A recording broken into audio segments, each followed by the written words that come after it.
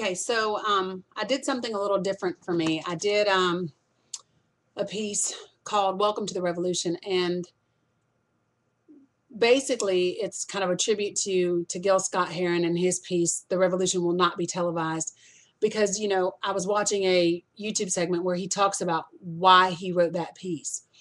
And he was basically saying the revolution will not be televised because the revolution is actually the changing of the mind, and that moment is never caught on film.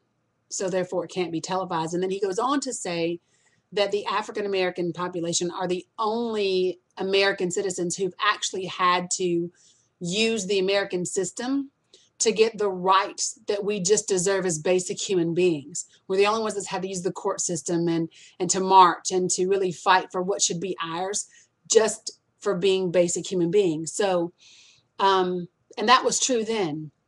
But I was thinking about that, and there's another group of people, and it's the gay and lesbian community that have also had to do that for the right to adopt children, or the right to get married, or the right to have health benefits, or to vote, all those different things. So we're not the only ones. And so I've kind of combined those two things together to write this piece called Welcome to the Revolution. And hopefully you guys like it.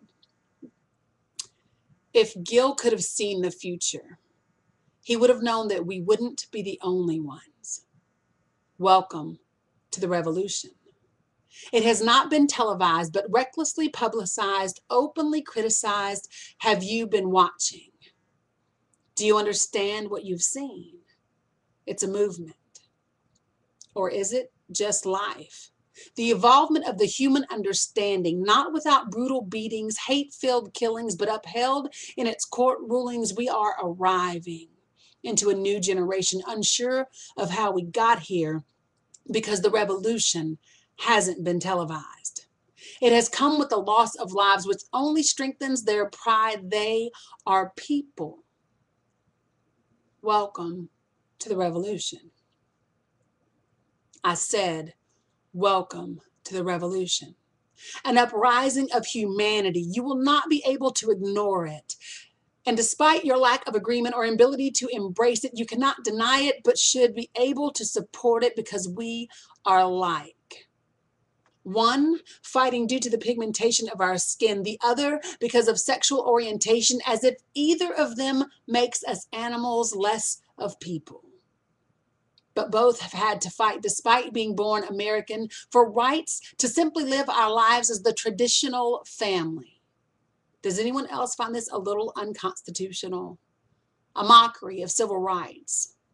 So they too have taken to the streets, marched in hopes of living their dreams to simply be equal, rallying to celebrate their victory, to be treated with dignity, entitled to believe in Christianity and that it still applies to them despite what some religions might teach.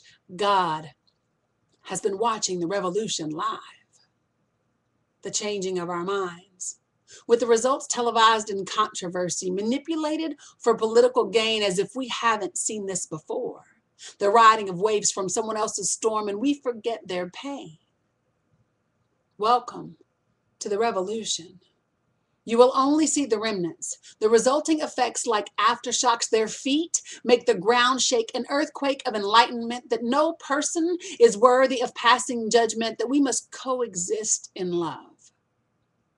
But most of us comprehend that this universal mindset will be almost impossible to achieve, as it's a monumental task to undo centuries of discriminatory teachings, but that doesn't minimize or impede the fruition of the revolution.